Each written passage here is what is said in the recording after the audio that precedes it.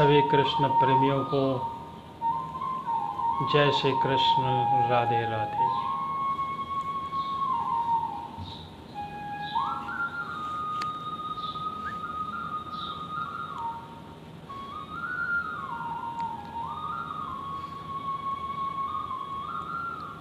भगवान श्री कृष्ण की असीम कृपा है कि आज हम श्रीमद् भागवत महापुराण की कथा का श्रवण पुनः एक बार फिर कर रहे हैं। 4 बजे मंगलाचारण गुरुचारण करने के बाद पर भगवान श्री कृष्ण की लीला का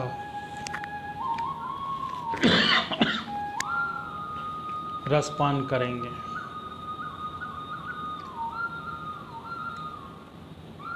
मेरे साथ पर जुड़ने वाले सभी कृष्ण प्रेमियों को जय श्री कृष्ण। राधे राधे। हम अपने इस चैनल को YouTube में भी दे रहे हैं। जिन भक्तों को शुरू से लेकर अब तक श्रीमद् भागवत महापुराण की कथा का श्रवण करना है, वह हमारे इस YouTube में भी देख सकते हैं। आपको वहाँ पर सब्सक्राइब करना है, बेल आई घंटी बजानी है। नोटिफिकेशन आने के बाद पर आपको प्रतिदिन नई सुंदरकांड की नई पाठ श्रीमद् भागवत महापुराण की कथा का श्रवण सुनने को मिलेगा।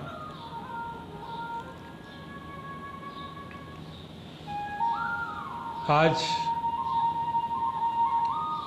सावन सोमवार का तीसरा दिन है। खास तौर से आज अमावस्या भी है। इस पावन सोमवार पर सोमवती अमावस्या का महत्व बहुत अधिक बढ़ जाता है। आज हमने अपने फेसबुक पर सोमवती अमावस्या पर सौभाग्य प्राप्ति के कई ऐसे उपाय बताए हैं जिसको आप देखकर सुनकर आप अपना लाभ प्राप्त कर सकते हैं। सोमवती अमावस्या पर खास तौर से भगवान शिव की उपासना के साथ साथ जिन व्यक्तियों को कुंडली में गुरु का दोष, पितृ दोष, काल सर्प दोष भी दिखाई देता है, तो इसका उपाय किया जा सकता है। हमने अपने उस फेसबुक पर बहुत ही सरल तरीके से उपाय बताए हैं। उन उपायों को आप करें, आपको लाभ प्राप्त होता है। 4 बजने वाले हैं। 4 बजने पर हम अपनी कृष्ण प्रेम लीला का श्रवण गान करेंगे।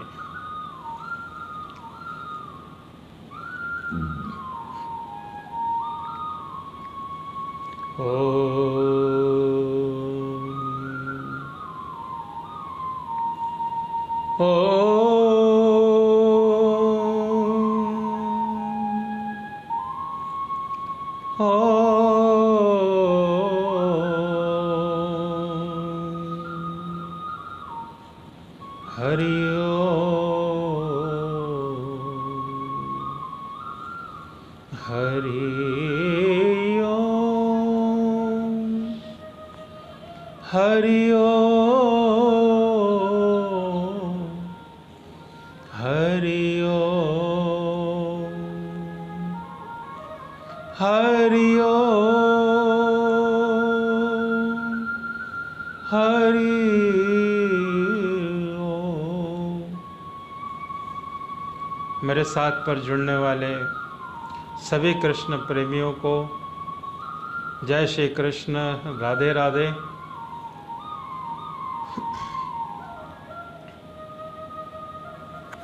आइए मंगलाचरण करते हैं। पहले ओम श्री गणेशाय नमः।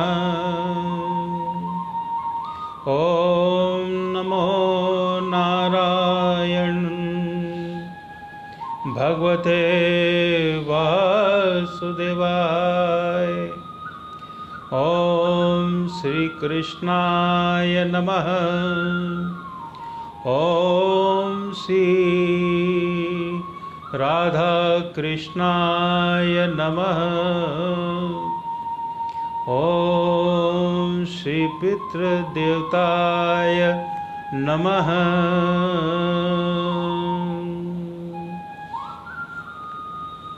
तमेव मातास्य पितास्य तुमेव,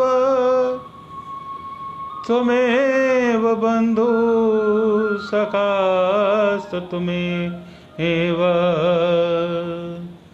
त्वमेव बन्धु सखास्तुमेव, त्वमेव विद्या द्रविणं त्वमेव, त्वमेव सर्वं मम देव देवाय। गुरु ब्रह्मा गुरु विष्णु गुरुदेवो महेश्वराय। गुरु साक्षात् परब्रह्म तस्मै श्री गुरुवे नमः। मंगलम भगवान विष्णु मंगलम गरुड़ध्वज मंगलम पुंडरीकाक्षाय मंगलाय तनोहरि। वक्रतुंड महाकाय सूर्यकोटि संप्रभा निर्विघ्नं कुरुर्मदेव सर्वकार्येषु सर्वदा।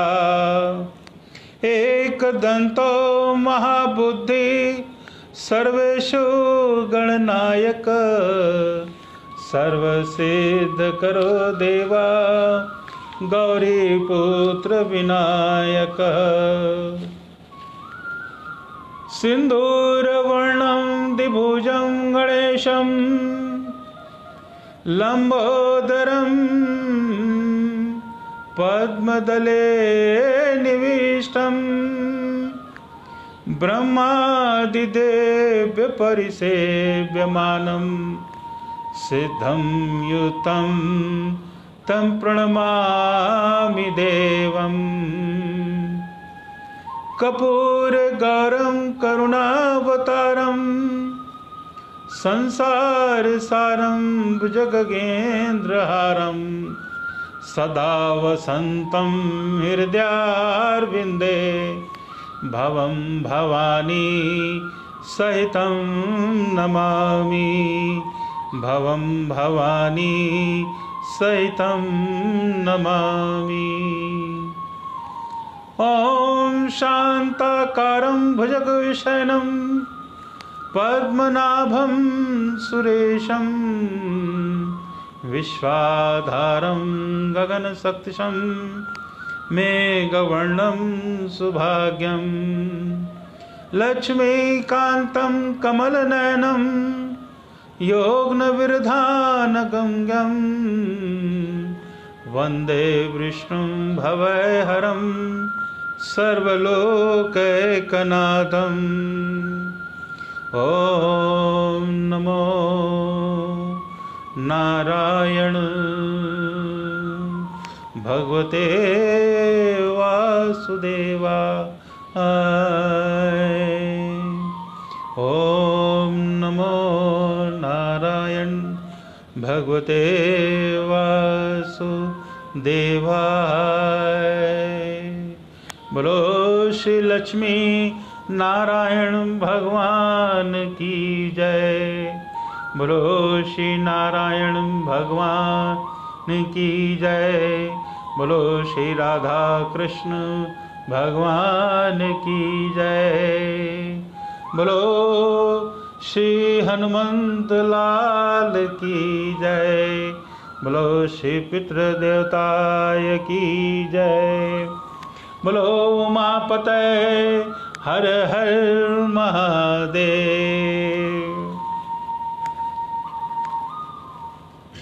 मेरे साथ पर भगवान श्री कृष्ण के प्रेम के लीला का रस पान करने वाले समस्त भक्तजनों का मैं आपका हार्दिक अभिनंदन करता हूं और आप सभी को जय श्री कृष्ण, राधे राधे। आइए, आज सोमवती अमावस्या है, सावन सोमवार भी है, तो भगवान भोलेनाथ का थोड़ा स्मरण करा जाए। ओम नमः शिवाय, ओम नमः शिवाय, ओम नमः शिवाय, ओम नमः शिवाय, ओम नमः शिवाय। हर हर भोले नमः शिवाय। हर हर भोले नमः शिवाय। ओम नमः शिवाय, ओम नमः शिवाय। हर हर भोले नमः शिवाय, नमः शिवाय। ओम नमः शिवाय, ओम नमः शिवाय, ओम नमः शिवाय, ओम नमः शिवाय, ओम नमः शिवाय। हर हर बोले नमः शिवाय। हर हर बोले नमः शिवाय, नमः शिवाय, ओम नमः शिवाय। हर हर भोले नमः शिवाय। बोलो श्री शंकर भगवान की जय। आइए, भगवान श्री कृष्ण की प्रेम लीला का रसपान करने से पहले जरा हम गोपाल कृष्ण मुरारी के साथ पर राधा रानी को तो बुला लें। आइए, राधा रानी को बुलाते हैं। सबसे पहले माखन मिश्री को, ब्रिज किशोरी को, मातेश्वरी को, क्योंकि कृष्ण के बिना राधा रानी नहीं आती हैं और राधा रानी के बिना कृष्ण नहीं आते हैं। तो ये बड़ा ही अच्छा प्रसंग है कि किसी एक को बुलाना है तो पहले राधा रानी को बुला लो, सबसे अच्छी बात है। तो आइए, राधा रानी को बुलाते हैं प्रेम से, भगवान श्री कृष्ण को ये स्मरण करते करते। राधे राधे बोल, भज मन राधे राधे बोल।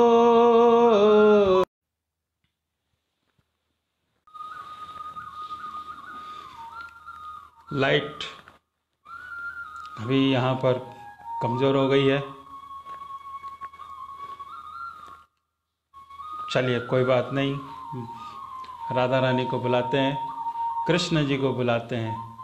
आप प्रेम से राधे कृष्ण के सामने खड़े होकर अपने आप को समर्पित कर दीजिए आज राधा कृष्ण को। देखिए, भागवत पुराण सुनने का सबसे बड़ा सरल यही तरीका यही है कि हम खुद भगवान श्री कृष्ण को अर्पण कर दें। कुछ भी नहीं चाहिए हमें, भगवान को अर्पण कर दो आप अपने आप पर। राधे गोविंद राधे गोविंद बोल, राधे गोविंद बोल, राधे गोविंद बोल। गोविंद गोपाल गोविंद गोपाल प्रभु गिरधारी, गोविंद गोपाल प्रभु गिरधारी, गोविंद गोपाल प्रभु गिरधारी, गोविंद गोपाल हृदय बिहारी, गोविंद गोपाल हृदय बिहारी। राधे गोविंद बनवारी, गोविंद गोपाल प्रभु गिरधारी, प्रभु गिरधारी, प्रभु गिरधारी, प्रभु गिरधारी, गोविंद गोपाल हृदय बिहारी। केशव माधव बांके बिहारी, केशव माधव बांके बिहारी, केशव माधव बांके बिहारी। जय वृंदावन बिहारी, जय बांके बिहारी, केशव माधव बांके बिहारी, केशव माधव बांके बिहारी। हे मधुसूदन बिहारी, हे मधुसूदन बिहारी, हे मधुसूदन बिहारी। जय गोविंद गोपाल बिहारी, जय गोविंद गोपाल बिहारी, केशव माधव बांके बिहारी, केशव माधव बांके बिहारी, केशव माधव बांके बिहारी। जय वृंदावन बिहारी, जय वृंदावन बिहारी, जय बांके बिहारी, गोविंद गोपाल प्रभु गिरधारी, गोविंद गोपाल बांके बिहारी, बांके बिहारी। यमुना तीर बिहारी, यमुना तीर बिहारी, वृंदावन संचारी, वृंदावन संचारी, गोवर्धन गिरधारी, गोवर्धन गिरधारी, गोपाल कृष्ण मुरारी, गोपाल कृष्ण मुरारी, गोविंद गोपाल प्रभु गिरधारी, गोविंद गोपाल प्रभु गिरधारी, गोविंद गोपाल हृदय बिहारी केशव माधव बांके बिहारी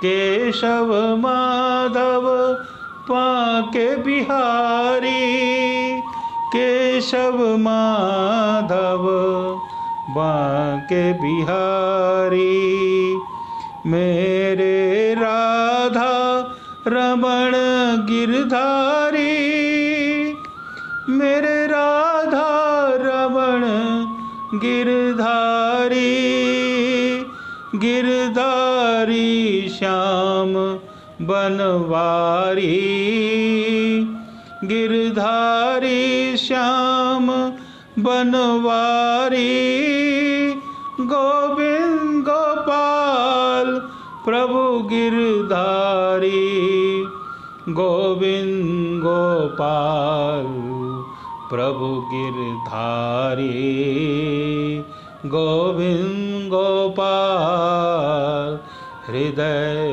बिहारी केशव माधव बांके बिहारी केशव माधव बांके बिहारी राधे गोविंद बनवारी राधे गोविंद बनवारी राधे गोविंद बनवारी राधे गोविंद बनवारी राधे गोविंद बनवारी केशव माधव बांके बिहारी केशव माधव बांके बिहारी केशव माधव बांके बिहारी केशव माधव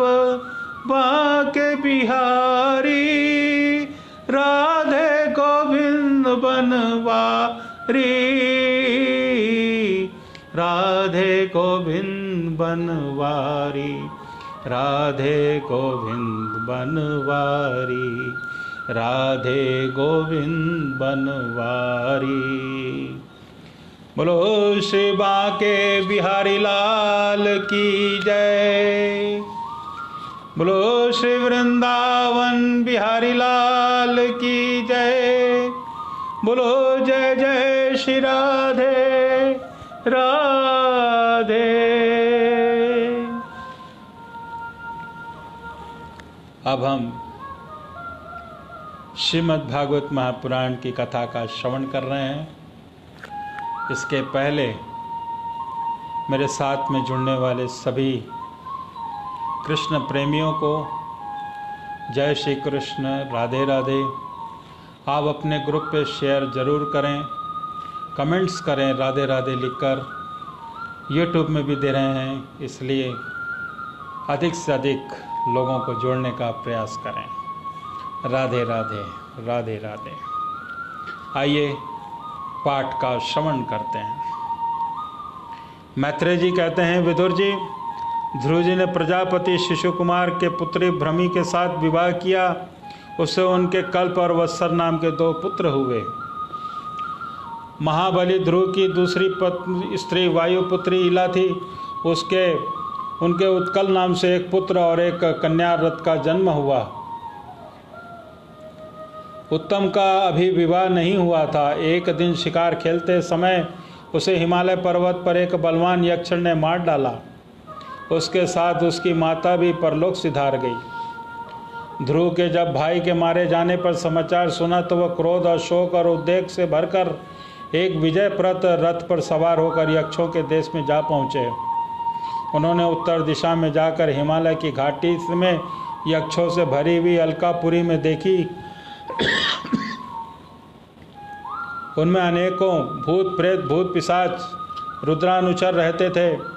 विदुर जी वहां पहुंचने पर महाबालु ध्रुव ने अपना शंख बजाया और संपूर्ण आकाश और दिशाओं उसको गुंजा दिया। उस शंख ध्वनि से यक्ष पत्नियां बहुत डर गई और उनके आंखें भय से कातुर हो गई। वीरभद्र विदुर जी, महाबल यक्ष वीरों को यह शंखनाद सहन न हुआ, इसलिए वे तरह तरह के अस्त्र शस्त्र लेकर नगर के बाहर निकल आए और ध्रुव पर टूट पड़े। महारथी ध्रुव प्रचंड धनुर्धर थे। उन्होंने एक ही साथ उनमें से प्रत्येक को 3-3 बाण मारे और उन सभी ने सब अपने अपने मस्तकों को 3-3 बाण लगे देखे। तब उन्हें यह विश्वास हो गया कि हमारी हार अवश्य होगी। वे ध्रुव के इस अद्भुत पराक्रम प्रशंसा करने लगे। फिर जैसे सर्प के किसी पैरों को आघात नहीं करते, उसी समय ध्रुव के उस पराक्रम को न सहकर उन्होंने भी उनके बाणों को जवाब में एक साथ उनसे दूने 6-6 बाण छोड़े। यक्षों की संख्या 13 आयुध होकर थी। उन्होंने ध्रुव से बदला लेने के लिए अत्यंत कुपित होकर रथ और सारथी के सहित उन पर परिधि, खड़ग, प्रास, त्रिशूल, परसा, शक्ति, उस्त्री, भुषंडी तथा चित्र विचित्र पंखधर बाणों की वर्षा की। इस भीषण शस्त्र वर्षा से ध्रुव जी व्याकुल ढक गए। तब लोगों को उनका दिखना वैसे ही बंद हो गया जैसे वर्षा से पर्वत का होता है। उस समय जो सिद्धगण आकाश में स्थित होकर यह दृश्य देख रहे थे, वह सब हाय हाय कर कर कहने लगे, आज यक्ष सेना के रूप समुद्र में डूबकर यह मानव सूर्य अस्त हो गया।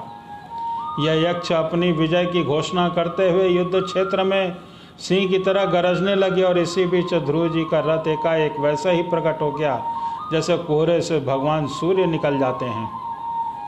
ध्रुव जी ने अपने दिव्य धनुष की टंकार करके शत्रुओं के दिल दहला दिए और प्रचंड बाणों की वर्षा करके उन्हें अस्त्र शस्त्रों को इस प्रकार छिन्न भिन्न कर दिया जैसे आदि बादलों को तितर बितर कर देती है।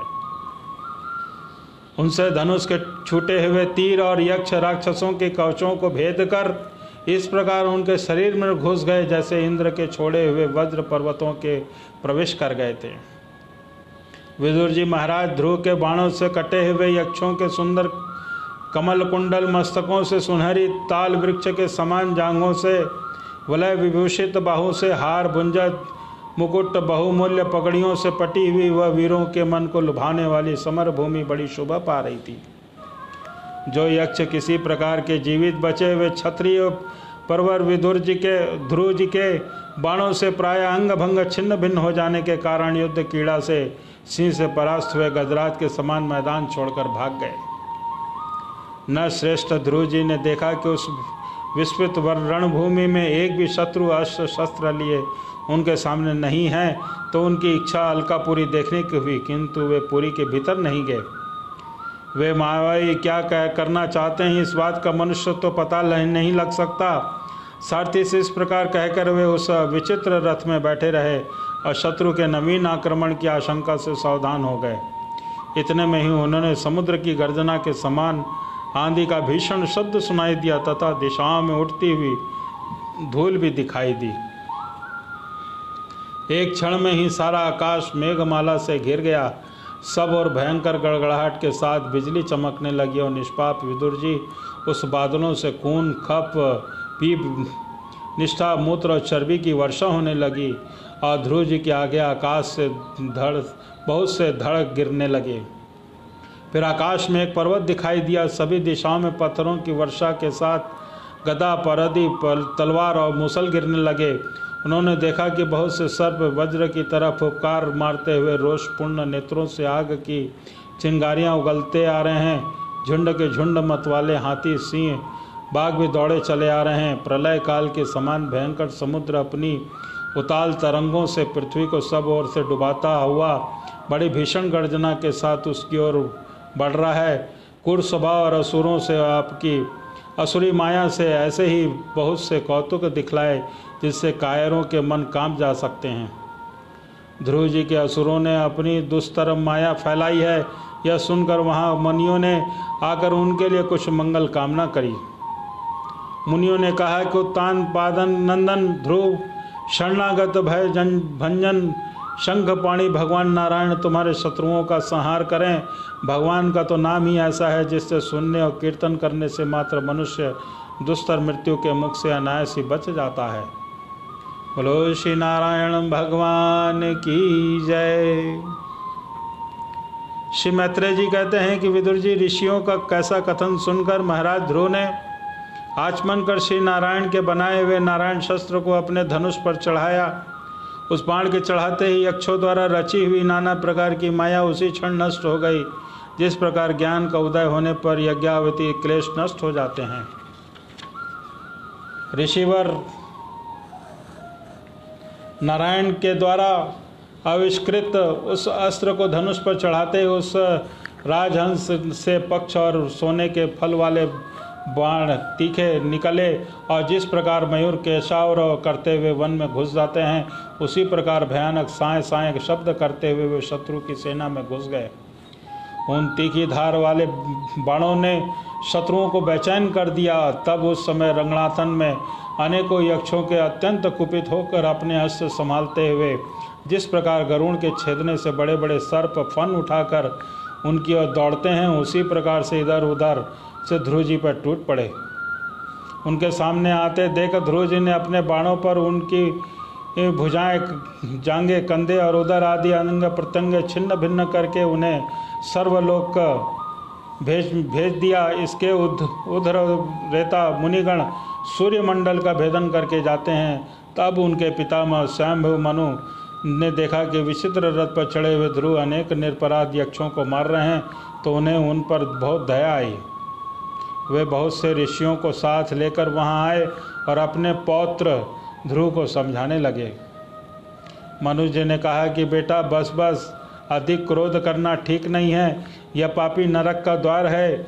इसी से वशीभूत होकर तुमसे इस निरपराध यक्षों का वध किया है। तुम तो निर्दोष यक्षों के संहार पर उतर रहे हो। यह हमारे कुल के योग्य कर्म नहीं है। साधु पुरुष इसकी बड़ी निंदा करते हैं। बेटा तुम्हारा यह भाई पर बड़ा अनुराग था, यह तो ठीक है, परंतु देखो कि उसके वध से संतप्त होकर तुमने एक यक्ष के अपराध करने का पर प्रसंगवश तिनकों की ही हत्या कर डाली। इस जड़ शरीर को आत्मा मानकर इसके लिए पशुओं की भांति प्राणियों की हिंसा करना यह भगवत सेवी साधुओं का मार्ग नहीं है।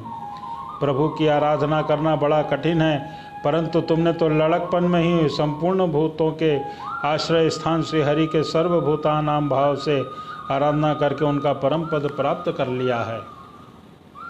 तुम्हें तो प्रभु की अपना प्रिय भक्त समझते हैं तथा भक्तजन भी तुम्हारा आदर करते हैं। तुम साधुओं के पथ प्रदर्शक हो, फिर तुमने ऐसा निंदनीय कर्म कैसे किया?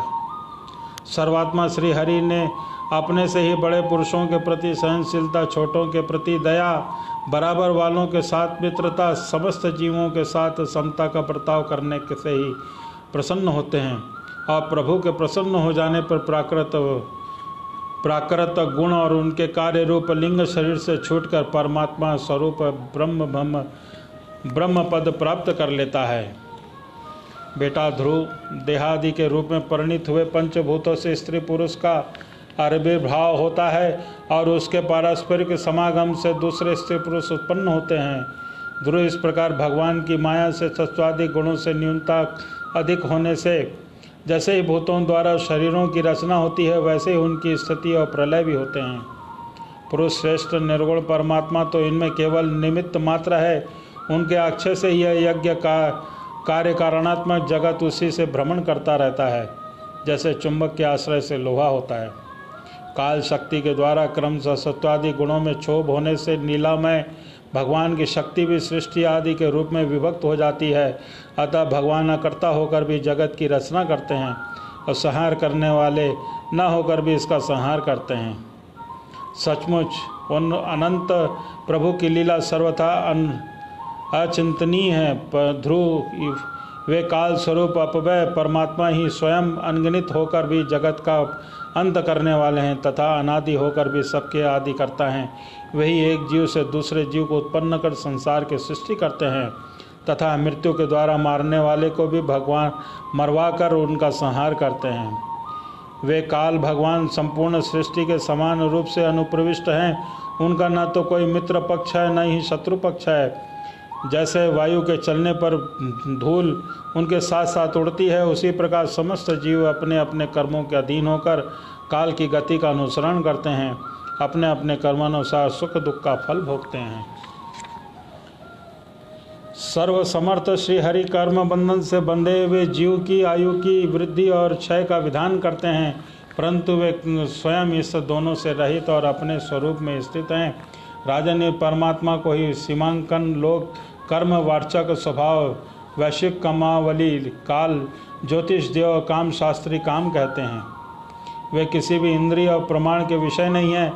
मद आदि अनेक शक्तियों भी उन्हीं से प्रकट हुई हैं। वे क्या करना चाहते हैं इस बात भी संसार के कोई नहीं जानता। फिर अपने मूल का कारण प्रभु की तो जान ही कौन सकता है। बेटा, ये कुबेर के अनुचरण तुम्हारे भाई को मारने वाले नहीं हैं, क्योंकि तुम्हारे मनुष्य के जन्म मरण का वास्तविक काम कर तो ईश्वर है। एकमात्र वही संसार को रचता पालता और नष्ट करता है, किंतु अहंकार शून्य होने के कारण इसके गुण और कर्मों से वह सदा निर्लेप रहता है। वे संपूर्ण प्राणियों के अंतर आत्मा निष्ठा और रक्षा करने वाले प्रभु ही अपनी माया शक्ति से युक्त होकर समस्त जीवों का सृजन पालन और संहार करते हैं। जिस प्रकार नाक की नकेल में पड़े हुए बैल मालिक का भोजा ढोते रहते हैं, उसी प्रकार जगत की रचना करने वाले ब्रह्मादि भी नाम रूप डोरी से बंधे हुए हैं। वे उन्हीं की आज्ञा का पालन करते हैं। वे अभक्तों के लिए मृत्यु रूप और भक्तों के लिए अमृत रूप हैं तथा संसार के एकमात्र आश्रय हैं। तात तुम सब प्रकार के उन्हीं परमात्मा का शरण लो। तुम 5 वर्ष की अवस्था में उनकी सौतेली माता के बाणों से मर्माहत होकर माँ की गोद छोड़कर वन को चले गए थे। वहाँ तपस्या द्वारा श्री हरि ऋषिकेश भगवान की आराधना करके तुमने त्रिलोक की ऊपर से ध्रुव पद प्राप्त किया है। और जो तुम्हारे वैर भाव सरल हृदय में वात्सल्यवश विशेष रूप से विराजमान हुए थे, उन अद्वितीय अविनाशी निर्गुण में परमात्मा को अध्यात्म दृष्टि से अपने अंतरकरण में ढूंढो। उनमें यह भेदभाव प्रपंच न होने पर प्रतीत हो रहा है। ऐसा करने से सर्वशक्ति संपन्न परमानंद स्वरूप सर्वंतयामी भगवान अंत में तुम्हारी सुदृढ़ भक्ति होगी और प्रभाव से मेरेपन का रूप में दृढ़ होती हुई अविद्या की गांठ को काट डालोगे। राजन, जिस प्रकार औषधि से रोग शांत किया जाता है, उसी प्रकार मैंने तुम्हें कुछ उपदेश दिया है। उस प्रकार विचार करके तुम अपने क्रोध को शांत करो। क्रोध कल्याण मार्ग का बड़ा ही विरोधी है। भगवान तुम्हारा मंगल करे। क्रोध के वशीभूत हो। वे पुरुष से उन सभी लोगों का बड़ा भय होता है। इसलिए जो बुद्धिमान पुरुष ऐसा चाहता है कि मुझसे किसी भी प्राणी का भय न हो और मुझसे भी किसी से भय न हो, उसे क्रोध के वश में कभी न होना चाहिए। तुमने जो यह समझकर कि मेरे भाई के मारने वाले हैं, इतने यक्षों का संहार किया है, इससे तुम्हारे ही द्वारा भगवान शंकर के शका कुबेर जी का बड़ा अपराध हुआ है। इसलिए बेटा, जब तक महापुरुषों का तेज हमारे कुल को आक्रांत नहीं कर लेता, इसके पहले विनम्र भाषण और विनय के द्वारा शीघ्र उन्हें प्रसन्न कर लो। इस प्रकार श्यामभू मनु ने अपने पौत्र ध्रुव को शिक्षा दी। तब ध्रुव ने उन्हें प्रणाम करके किया और इसके पश्चात वे महर्षियों के सहित अपने लोक को चले गए। बोलो श्री नारायण भगवान की जय। श्री मैत्रेय जी कहते हैं कि विदुर जी, ध्रुव का क्रोध शांत हो गया और वे यक्षों के वध से निवृत्त हो गए। यह जानकर भगवान कुबेर वहाँ आए। उस समय यक्ष चारण और किन्नर लोग उनकी स्तुति कर रहे थे। उन्हें देखते ही ध्रुव जी का हाथ जोड़कर खड़े हो गए। तब कुबेर ने कहा, श्री कुबेर जी बोलते हैं, शुद्ध हृदय क्षत्रिय कुमार, तुमने अपने दादा के उपदेश से ऐसा दुम्बज और वैर त्याग दिया कि इससे मैं तुम पर बहुत प्रसन्न हूँ। वास्तव में तुमने यक्षों को मारा है और न ही यक्षों ने तुम्हारे भाई को। समस्त जीवों की उत्पत्ति और विनाश का कारण तो एकमात्र काल ही है। यह मैं तू आदि मिथ्या बुद्धि को, जीव को अज्ञानवश स्वप्न के समान शरारती को आत्मा मारने के उत्पन्न होती है और इसी से मनुष्य को बंधन दुखादि विपरीत अवस्थाओं को प्राप्ति होती है। ध्रुव, अब तुम जाओ, भगवान तुम्हारा मंगल करे। तुम संसार पाश से मुक्त होने के लिए जीवों में समृद्ध दृष्टि रखकर सर्वभूतात्मा भगवान श्री हरि का भजन करो। वे संसार पाश का छेदन करने वाले हैं तथा संसार की उत्पत्ति आदि के लिए त्रिगुणात्मक माया शक्ति से युक्त होकर वास्तव में उससे रहित हैं। उसके चरण कमल ही उसके लिए भजन करने योग्य हैं। प्रियवर, हमने सुना है तुम मर्यादा सर्वदा भगवान कमलनाथ के चरण कमलों में समीप रहने वाले हो, इसलिए तुम अवश्य ही उस वर पाने योग्य हो। ध्रुव, तुम्हें जिस वर की इच्छा हो मुझसे निसंकोच होकर मांग लो। श्री मैत्रेय जी कहते हैं, विदुर जी, यक्षराज कुबेर ने जब इस प्रकार वर मांगने के लिए आग्रह किया, तब भागवत महामती ध्रुव जी ने उनसे यही मांगा कि मुझे श्री हरि की अखंड स्मृति बनी रहे, जिससे मनुष्य सहज ही दुस्तर संसार सागर को पार कर जाता है। इडविडा के पुत्र कुबेर जी बड़े प्रसन्न मन से उन्हें भगवान की प्रदान की, जिस उनके देखते देखते वे अंतर्ध्यान हो गए, जिसके पश्चात ध्रुव जी भी अपनी राजधानी को लौट आए। वहाँ रहते हुए उन्होंने बड़ी बड़ी दक्षिणा वाले यज्ञों के समान यज्ञ पुरुष की आराधना करी। भगवान ही द्रव्य, क्रिया और देवता संबंधी समस्त कर्म उसके फल हैं तथा वे ही कर्म फल के दाता भी हैं। सर्योपदी शून्य सर्वात्मा श्री अच्युत के प्रबल योग वेग युक्त भक्ति भाव रखते हुए ध्रुव ने अपनी समस्त प्राणियों में सर्वव्यापक श्री हरि को विराजमान देखने लगे। ध्रुव जी बड़े ही शील संपन्न ब्राह्मण भक्त, दीन वत्सल और धर्म मर्यादा के रक्षक थे। उन्होंने प्रजा उन्हें साक्षात पिता के समान मानती थी। इस प्रकार तरह तरह के ऐश्वर्य भोग के पुण्य का और भोगों के त्याग पूर्व यज्ञात्मी कर्मों के अनुष्ठान से पाप का क्षय करते हुए उन्होंने 36,000 वर्ष तक पृथ्वी का शासन किया। जितेंद्रिय महात्मा ध्रुव से इस प्रकार अर्थ, धर्म और काम के संपादन बहुत से वर्ष बिताकर अपने पुत्र उत्कल को राज सिंहासन सौंप दिया। इस संपूर्ण दृश्य प्रपंच को अविद्या रहित स्वप्न गंधर्व नगर के समान माया से अपने ही कल्पित मानकर और यह समझकर कि शरीर, स्त्री, पुत्र, मित्र, सेना, भरा पूरा खजाना, जनाना के महल, सुरम्य विहार, भूमि, समुद्र पर्यंत भूमंडल का राज्य वे सभी काल के गाल पड़े हुए हैं, वे बद्रिकाश्रम को चले गए। वहाँ उन्होंने पवित्र जल में स्नान कर इंद्रियों को विशुद्ध किया। फिर स्थिर आसन में बैठकर प्राणायाम द्वारा वायु में वश को किया। तदंतर मन के द्वारा इंद्रियों को बाह्य विषयों से हटाकर मन को भगवान के स्थूल विराट स्वरूप में स्थिर कर दिया। उसी विराट स्वरूप का चिंतन करते करते वे अंत में ध्याता और ध्येय से भेद से शून्य निर्विक रूप में समाधि में लीन हो गए और उस अवस्था में विराट स्वरूप का परित्याग कर दिया। इस प्रकार भगवान श्री हरि के प्रति निरंतर भक्ति भाव का प्रवाह चलते रहने से उनके नेत्रों में बार बार आनंदाश्रुओं की बाढ़ सी आ जाती थी। इससे उनका हृदय द्रवीभूत हो गया और शरीर में रोमांच हो आया। फिर देहाभिमानी गलित हो जाने से उन्हें मैं ध्रुव हूँ इसकी भी स्मृति न रही। इसी समय ध्रुव जी ने आकाश से एक बड़ा ही सुंदर विमान उतरते देखा। वह अपने प्रकाश से 10 दिशाओं का आलोकित कर रहा था, मानो पूर्णिमा का चंद्र उदय हो रहा हो। उसमें 2 श्रेष्ठ पार्षद गदाओं का सहारा लिए खड़े थे। उनके 4 भुजाएं थी, सुंदर श्याम शरीर था, किशोर अवस्था थी, अरुण कमल के समान नेत्र थे। वे सुंदर वस्त्र, किरीट, हार, भुजबंद और अति कोमल कुंडल धारण किए हुए थे। उन्हें पुण्य श्लोक के श्री हरि से सेवक जान ध्रुव से हड़बड़ाहट में पूजा आदि का भ्रम भूलकर सहसा खड़े हो गए और भगवान पार्षदों में प्रधान है ऐसा समझकर उन्होंने श्री मधुसूदन के नामों का कीर्तन करते हुए उन्हें हाथ जोड़कर प्रणाम किया। ध्रुव जी का मन में चरण कमलों में तत्तील हो गया। वे हाथ जोड़कर बड़ी नम्रता से सिर नीचा किए खड़े रह गए और श्री हरि के प्रिय पार्षद सुनंद और नंदन के पास उनके पास जाकर मुस्कुराते हुए कहा। सुनंद और नंद कहने लगे, राजन आपका कल्याण हो, आप सावधान होकर हमारी बात सुनिए।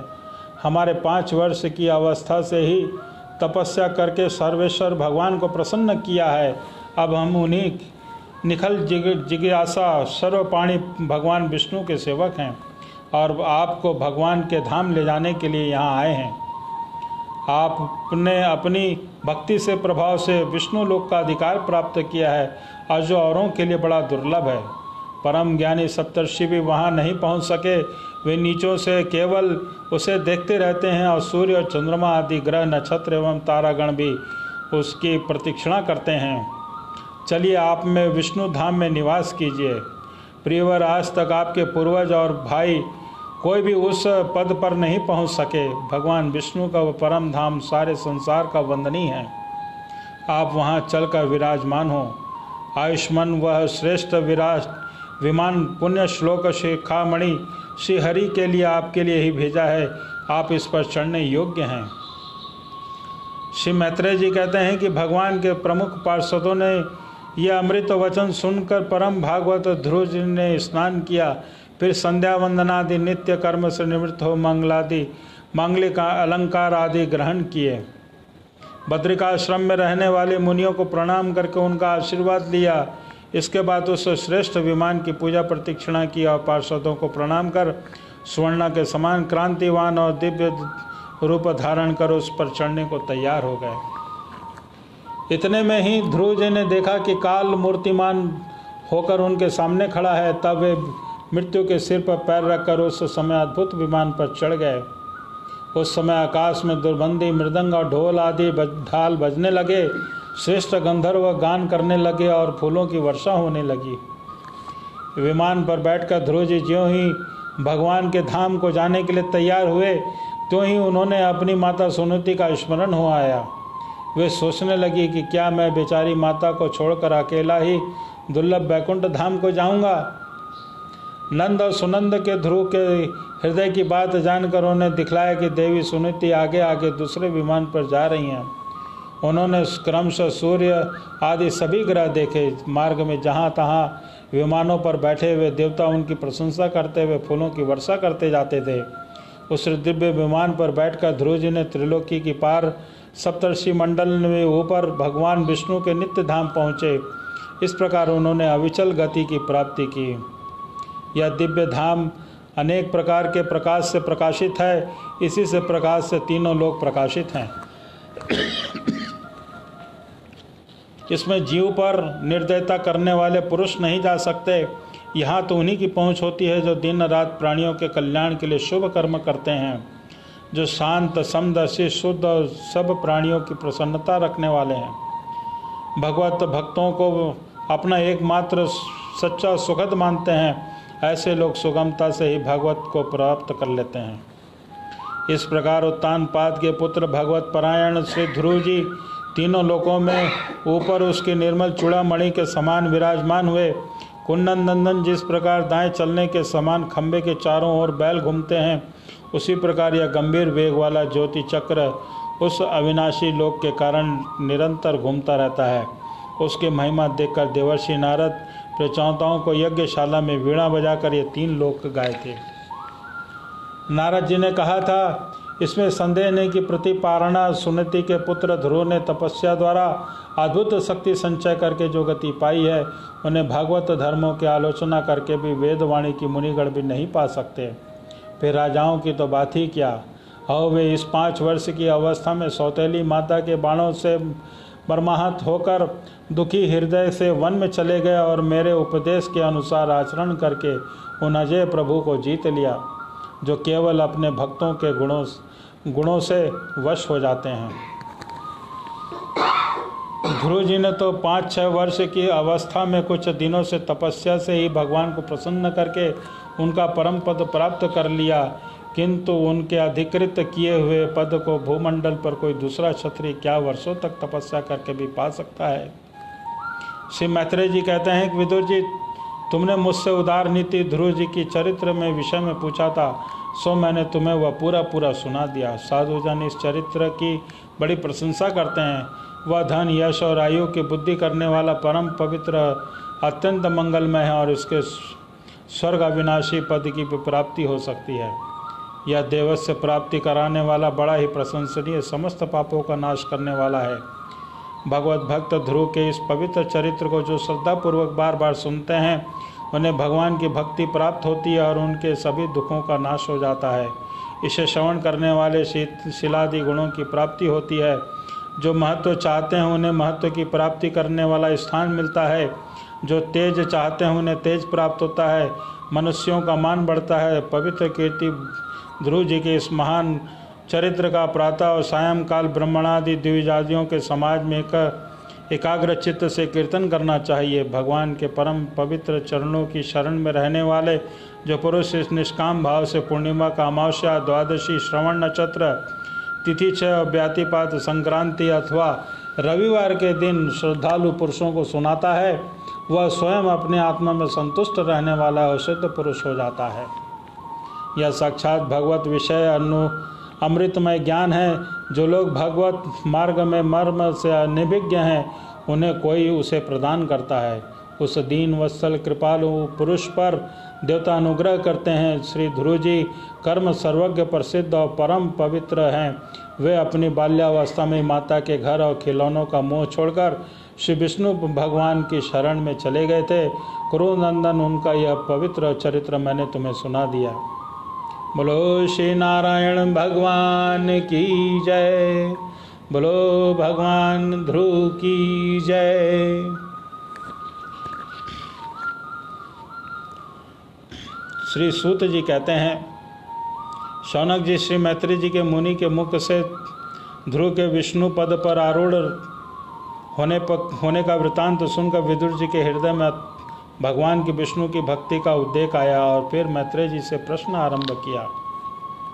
विदुर जी ने पूछा कि भगवत परायण ये पृच्छत तो कौन है, इसके पुत्र किसके हैं, इनके वंश में प्रसिद्धि थी और इनके यहाँ यज्ञ किसने किया। भगवान के दर्शन कृतज्ञ नारद जी परम भागवत हैं, ऐसा मैं मानता हूँ। उन्होंने 5 रात्र निर्माण करके श्री हरि की पूजा पद्धति रूप क्रिया योग के द्वारा उपदेश किया है। जिस समय प्रचेता गण सर्वधर्म का आचरण करते हुए भगवान योगेश्वर की आराधना कर रहे थे, उसी समय भक्त प्रवर नारद जी ने ध्रुव का गुणगान किया था। ब्राह्मण उस स्थान पर उन्होंने भगवान के जिन जिन लीलाओं का कथाओं का वर्णन किया था वे सब पूर्ण रूप से मुझे सुनाइए। मुझे उनकी सुनने की बहुत बड़ी इच्छा होती है।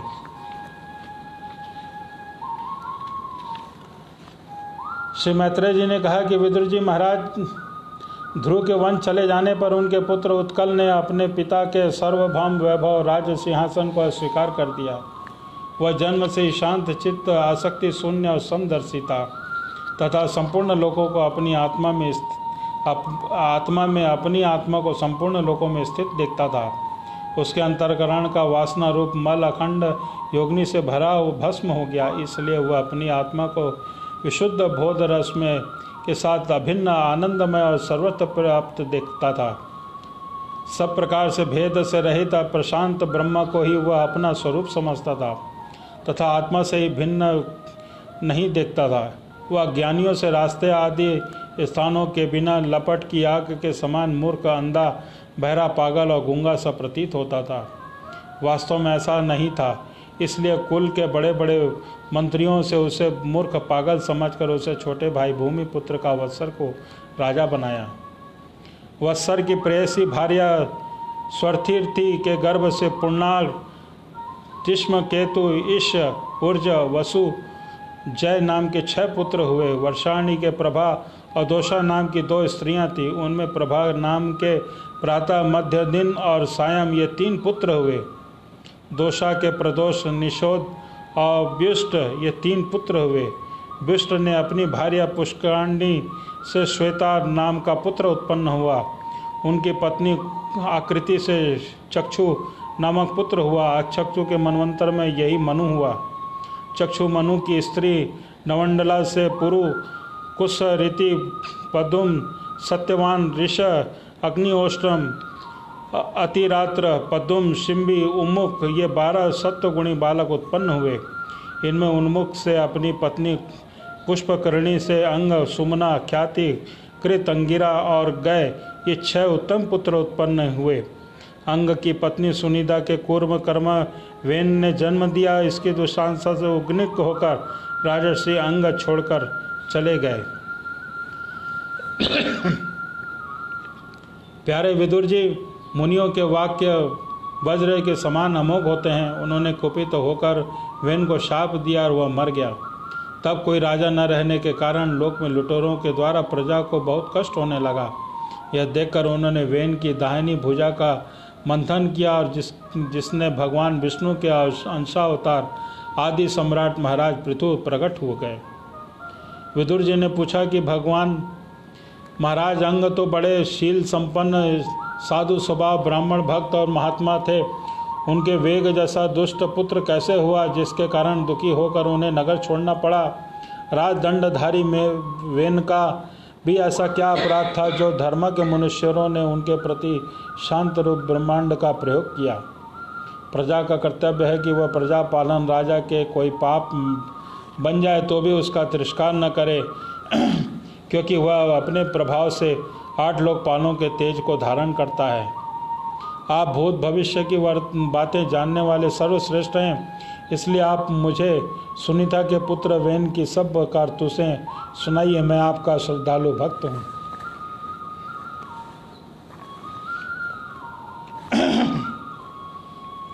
श्री मैत्रेय जी ने कहा, विदुर जी, एक बार राजर्षि अंग ने अश्वमेध महायज्ञ का अनुष्ठान किया। उसमें वेदवादी ब्राह्मणों के आह्वान करने पर देवता लोग अपने भाग लेने नहीं आए। तब ऋषियों ने विस्मित होकर वजमान अंग से कहा कि राजन, हम आहुतियों के रूप में आपका जो घृत आदि पदार्थ हवन कर रहे हैं उसे देवता लोग स्वीकार नहीं करते। हम जानते हैं कि आपकी होम सामग्री दूषित नहीं है, आपने उसमें बड़ी श्रद्धा से जुटाया है तथा वेद मंत्र भी किसी प्रकार की बलहीन नहीं है, क्योंकि उसका प्रयोग करने वाले त्रिभुजिक गण याजकोचित सभी नियमों का पूर्ण पालन करते हैं। हमें ऐसी कोई बात नहीं दिखती जो इस यज्ञ में देवताओं को किंचित भी तिरस्कार हुआ है। फिर भी कर्माध्यक्ष देवता लोग क्यों अपना भाग नहीं ले रहे हैं?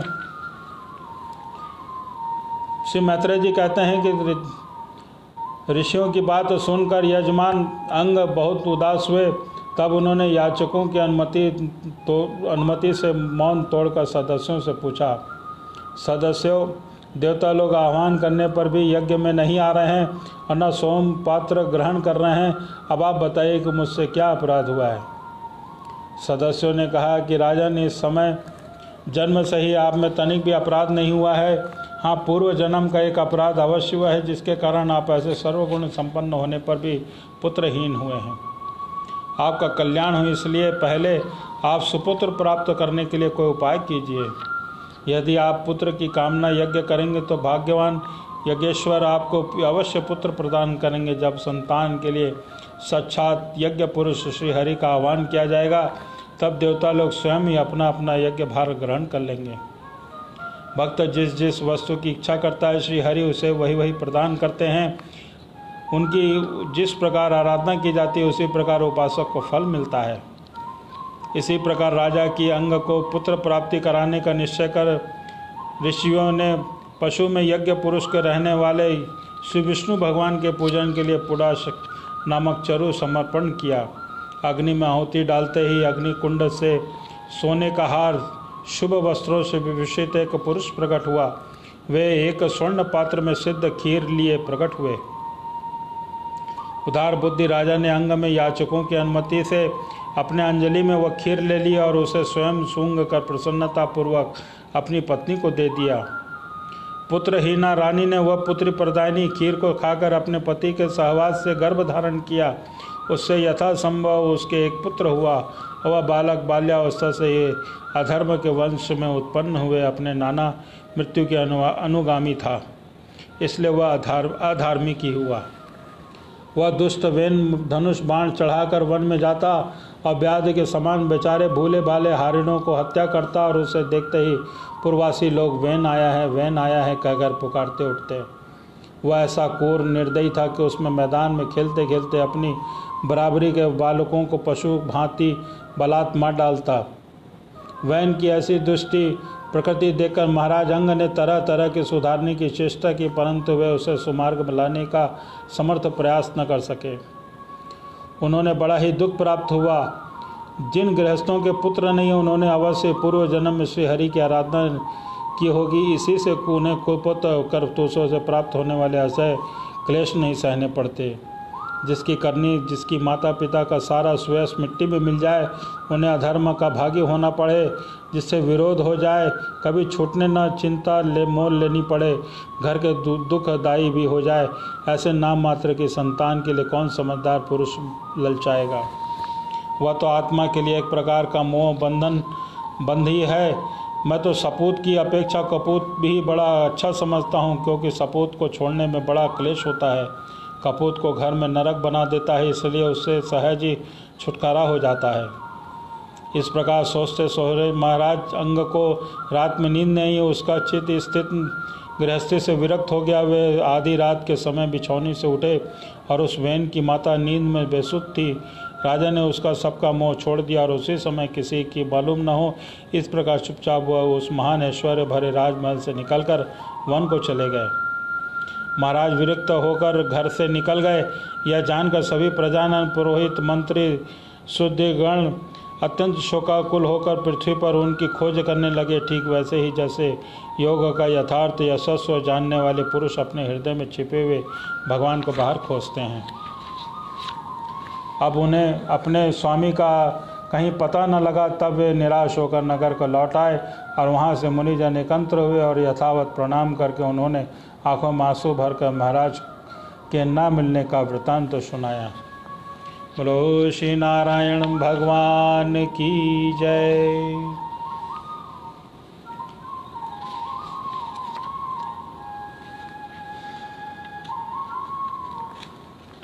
आज की कथा को हम यहीं पे विराम देते हैं। आइए भगवान का कुछ भजन करते हैं। ओम नारायण नारायण भज गोविंद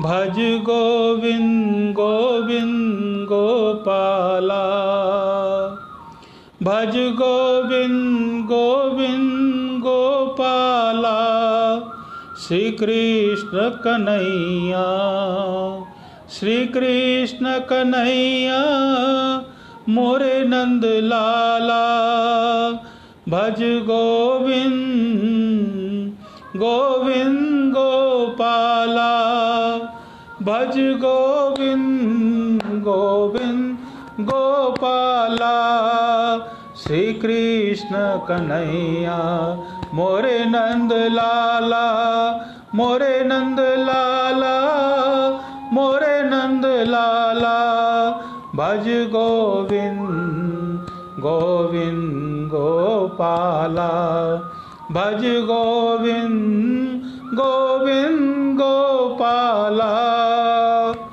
मात यशोदा दहिया बलोए मात यशोदा दहिया बलोए माखन खवैया मोरे नंद लाला मोरे नंद लाला श्री कृष्ण कन्हैया मोरे नंद लाला श्री कृष्ण कन्हैया मोरे नंद लाला श्री कृष्ण कन्हैया मोरे नंद लाला भज गोविंद गोविंद गोपाला भज गोविंद गोविंद गोपाला वृंदावन की कुंज गलिन में वृंदावन की कुंज गलिन में बांसुरी बजाओ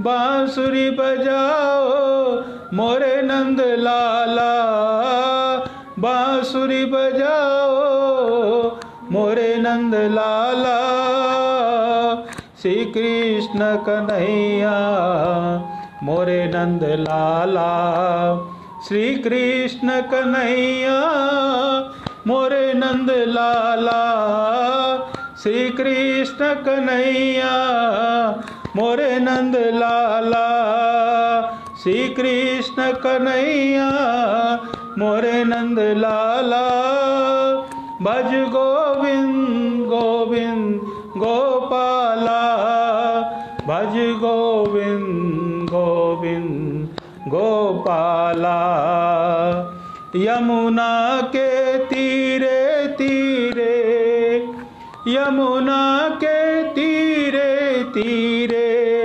गैया चराओ बोरे नंद लाला गैया चराओ बोरे नंद लाला श्री कृष्ण कन्हैया, श्री कृष्ण कन्हैया मोरे नंद लाला, श्री कृष्ण कन्हैया मोरे नंद लाला।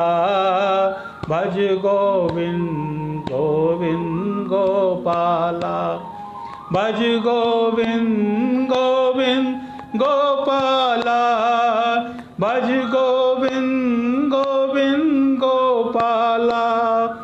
मीरा के प्रभु गिरधर नागर, मीरा के प्रभु गिरधर नागर, मीरा के प्रभु गिरधर नागर।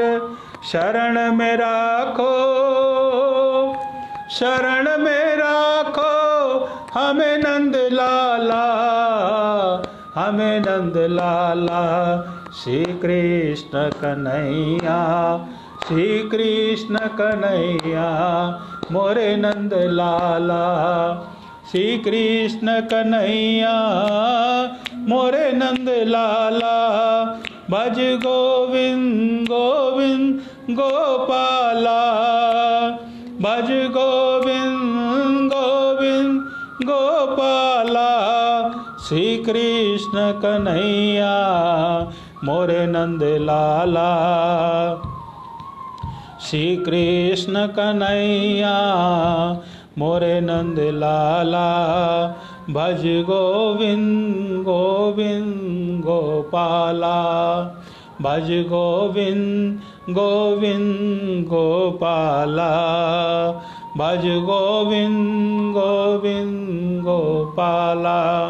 श्री कृष्ण कन्हैया मोरे नंद लाला, श्री कृष्ण कन्हैया मोरे नंद लाला।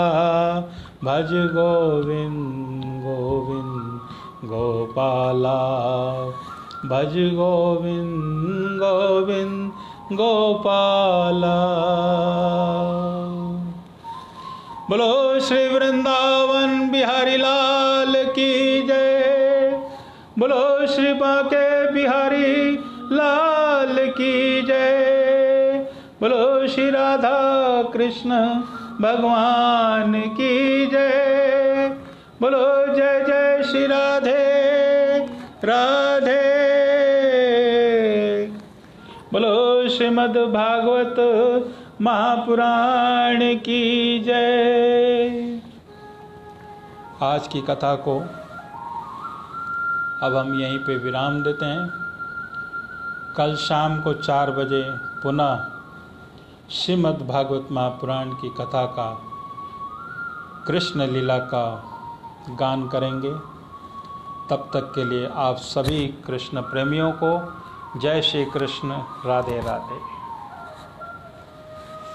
ओ